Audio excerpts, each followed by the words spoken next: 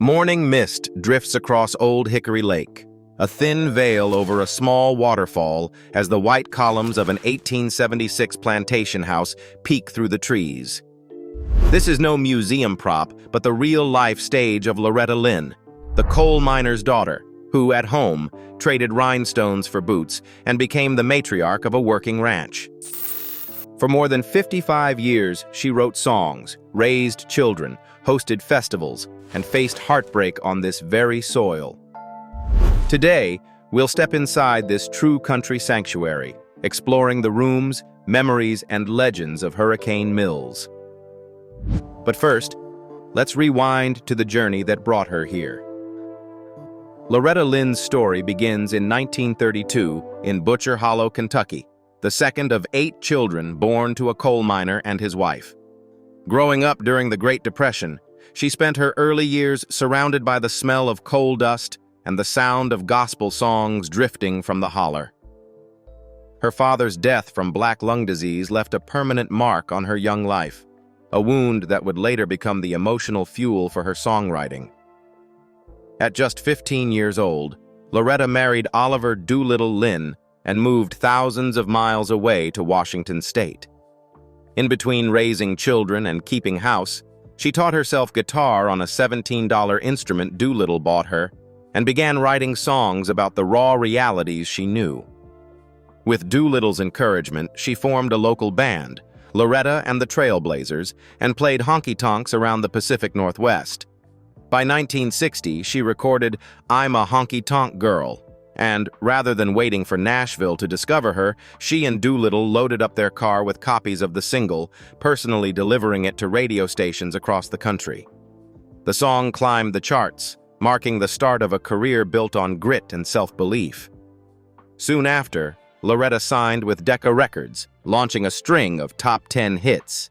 In 1966, she released "Dear Uncle Sam," a rare female-penned protest song about the Vietnam War, and "You Ain't Woman Enough to Take My Man," which made her the first woman in country music to write and record her own #1 hit.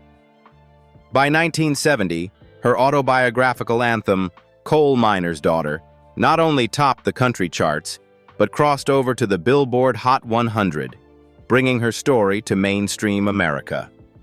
The accompanying autobiography became a bestseller and inspired the Oscar-winning 1980 film starring Sissy Spacek. Through the 1970s, Loretta cemented her status as the First Lady of country music. She was the first woman to win the CMA Entertainer of the Year award in 1972, and later earned the ACM Artist of the Decade title, another first for a female artist. Her decade-long duet partnership with Conway Twitty, 1971 to 1981, yielded 5 consecutive #1 singles and created one of country music's most beloved pairings. Even as trends shifted, she stayed relevant. In 2004, at age 72, she released the album Van Leer Rose, produced by Jack White of the White Stripes, which earned 2 Grammys and introduced her to a new generation of fans. In 2021, she marked the release of her 50th studio album, Still Woman Enough, a testament to her staying power and defiance of age. From a barefoot child in a coal town to a chart-topping pioneer who broke barriers for women in country music, Loretta Lynn's journey rewrote the rules of Nashville. And as her career soared, she built a sanctuary that embodied her story, a country paradise where her music, family life, and legacy would intertwine. Hurricane Mills Ranch, country paradise, and ghost stories. Drive about 65 miles west of Nashville, and you arrive at Hurricane Mills, Tennessee, where the highway dips into a valley of rolling hills, oak trees, and the gentle shimmer of Hurricane Creek feeding into Old Hickory Lake. It's here, on 3,500 acres, that Loretta Lynn built the most famous private estate in country music. A property so large it swallows not just a house, but an entire town. At the heart of the spread stands a Greek Revival plantation house built in 1876, lovingly restored by celebrity builder Braxton Dixon, known as the Builder to the Stars. Dixon didn't work from blueprints, He salvaged beams and marble from old Tennessee mansions, creating something both rustic and regal. The main house sits above a cascading waterfall and the original grist mill, giving visitors the sense that they've stepped into a 19th century painting. Loretta and her husband Mooney, Doolittle Lynn, purchased the property in 1966 for $220,000, acquiring not just a home, but much of the surrounding village, general store, post office, and mill included. Over the next 5 decades, they transformed the estate into a self-contained universe. The main house, plus guest houses, barns, tennis courts, a campground, and even a full-scale replica of her Butcher Hollow cabin, so fans could experience her humble beginnings firsthand. Step inside and you're greeted by hand-hammered timbers, wide plank woodwork, locally quarried slate floors, and massive stone fireplaces. The decor feels like a cross between a living museum and an executive retreat. Part Southern heritage, part showbiz trophy case. Each room tells a story. The formal parlor where presidents visited, the kitchen where Loretta cooked for her grandchildren, the upstairs hallway lined with gold records and family photos. But Hurricane Mills isn't just beautiful, it's also famously haunted. Loretta herself often spoke of the strange happenings on the property. A slave pit discovered near the mansion, sightings of Confederate soldiers marching across the lawn, and the ghost of Beulah Anderson, the woman in white, said to appear on the balcony when storms roll in. Paranormal investigators have flocked here, turning the ranch into a hotspot for ghost tours alongside its more wholesome attractions. For country fans, the ranch became a kind of Disneyland. Loretta opened it up for camping, motocross races, horseback riding, and the Coal Miner's Daughter Museum, which displays her stage gowns, handwritten lyrics, and memorabilia from friends like Johnny Cash, Dolly Parton, and Patsy Cline. On festival weekends, the air smells of barbecue and hay while music drifts from outdoor stages, part amusement park, part pilgrimage.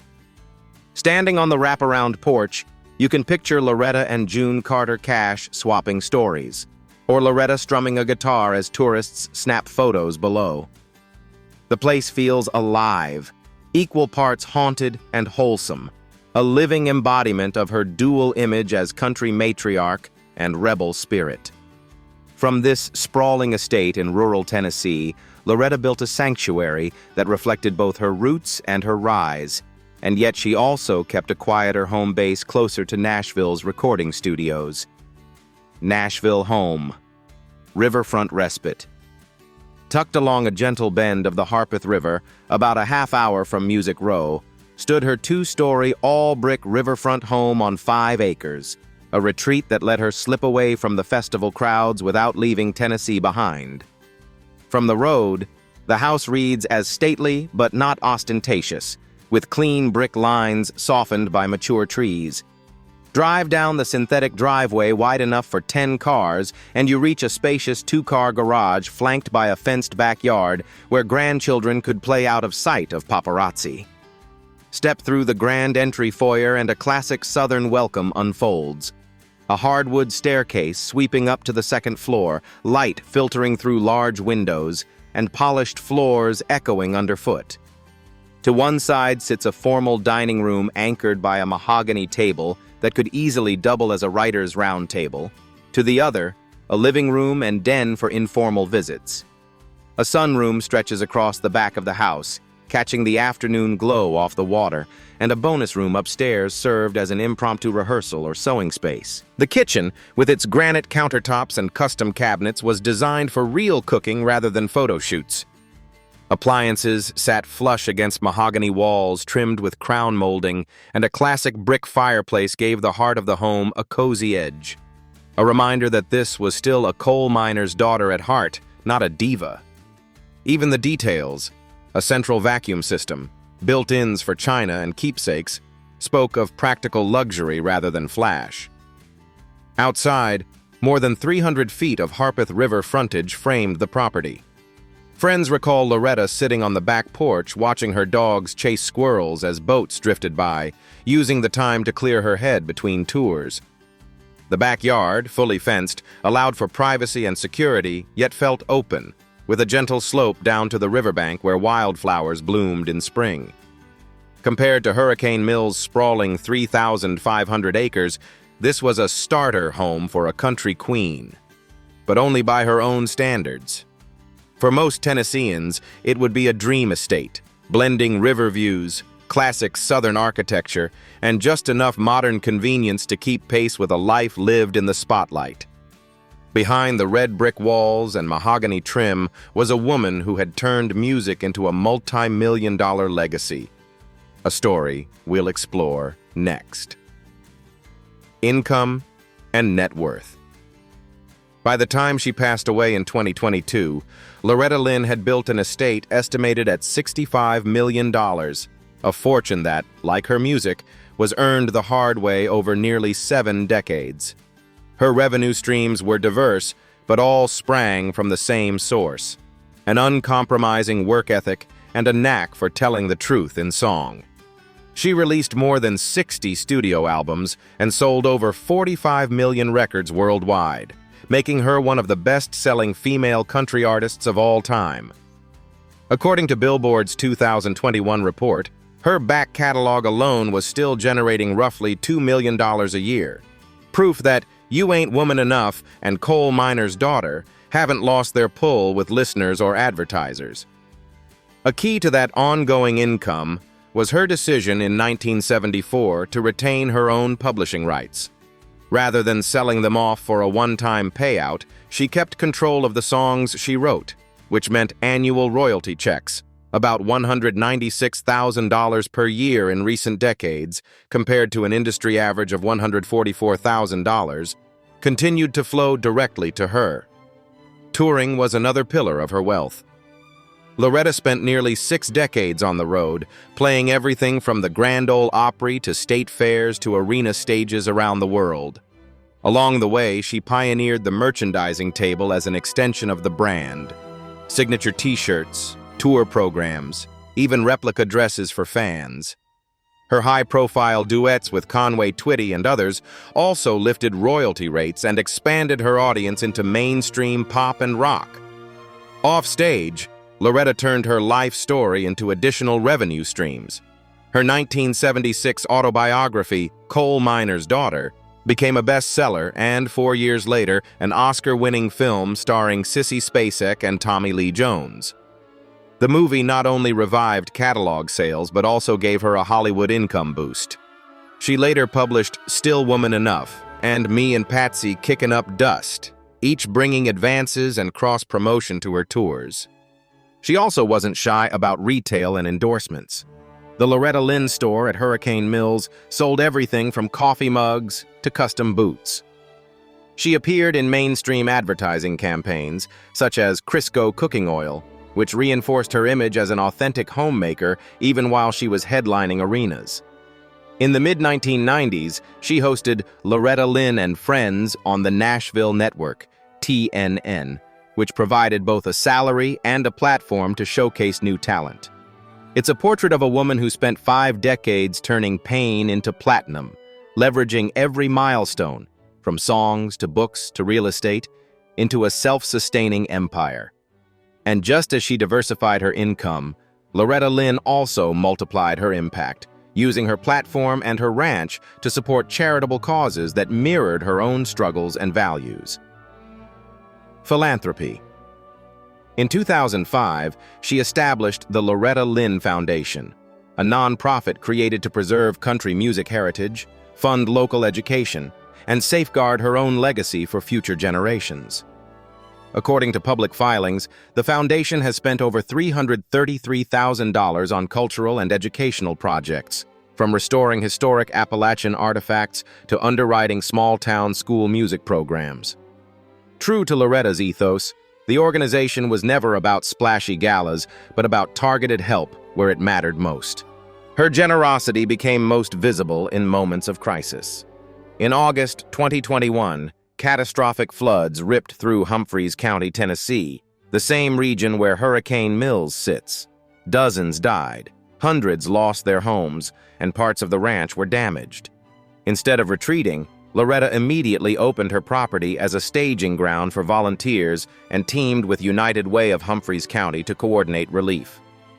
Within weeks, she organized the benefit concert, Loretta Lynn's Friends Hometown Rising, at the Grand Ole Opry House, bringing in stars like Carrie Underwood, Darius Rucker, Luke Bryan, and Garth Brooks. The event raised roughly $1 million for flood victims, funneling aid directly to families and local businesses. Loretta also shared her personal treasures for good. She donated stage gowns, handwritten lyrics, and guitars to the Reverb charity auction, raising more than $20,000 for 100 different causes, from environmental nonprofits to mental health services for musicians. Many of these donations came without press releases. Fans only learned about them when the items appeared online or at charity galas. Her philanthropy extended beyond Tennessee. She lent her name and funds to the Girls Rock Camp Alliance, which provides young women with instruments, mentorship, and workshops to write their own songs. A full-circle echo of the self-taught teen with a $17 guitar. She supported the Dollywood Foundation's My People Fund, which gave direct cash grants to families displaced by the 2016 Gatlinburg wildfires.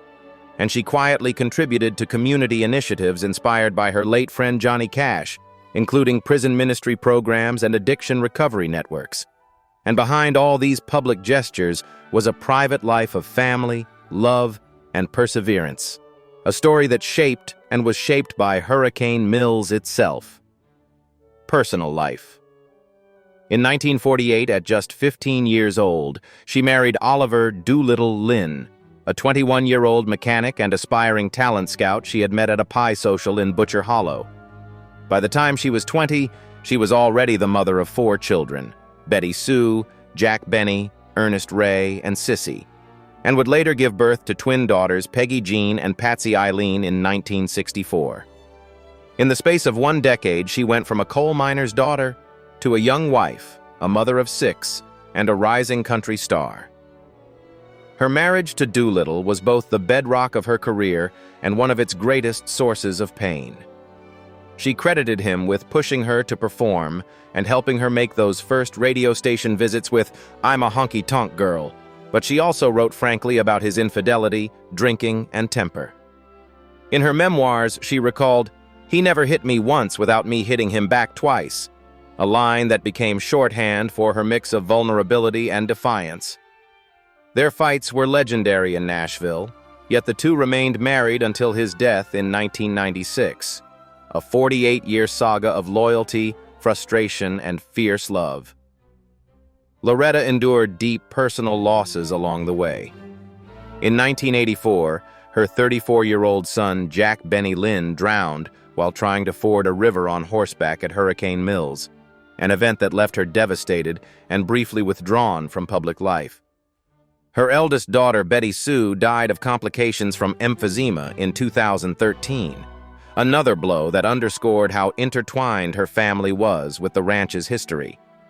Yet even in grief, Loretta continued to perform, telling fans that singing helped her heal. Her family legacy now stretches to a new generation. Her grandniece, Emmy Russell, became a breakout contestant on American Idol Season 22, finishing in the top 4 in 2024. Watching Emmy perform her own songs on national TV, fans and critics alike saw echoes of a teenage Loretta arriving in Nashville with a guitar and a dream. Away from the spotlight, Loretta was open about her faith and politics. She often described herself as an old Bible girl who valued traditional marriage and family. She endorsed Donald Trump in 2016 and maintained conservative views on issues like abortion, even while supporting progressive causes such as animal welfare. Her 1971 single, "I Wanna Be Free," was later used by PETA in an animal rights campaign, a quirky crossover that showed her moral compass was rooted in personal conviction rather than party lines. And as her family life and career intertwined at Hurricane Mills, her later years would bring both health struggles and a graceful farewell. Health and death. Over the years, Loretta Lynn was hospitalized multiple times for pneumonia, exhaustion, and severe migraines, conditions she inherited from her father and endured quietly while keeping her commitments to fans. These migraines could be so intense that she sometimes had to pause mid-show, step off stage for breaks, or even faint, fueling unfair rumors that she had been drinking. In reality, she was fighting through pain while still giving her audience everything she had. In May 2017, at age 85, Loretta suffered a stroke at her Hurricane Mills home. She was rushed to a Nashville hospital and forced to cancel her tour dates. For many observers, it felt like the final curtain call for the coal miner's daughter. Yet, true to form, she refused to fade away. On New Year's Day 2018, she faced another setback, a fall at home that left her with a broken hip.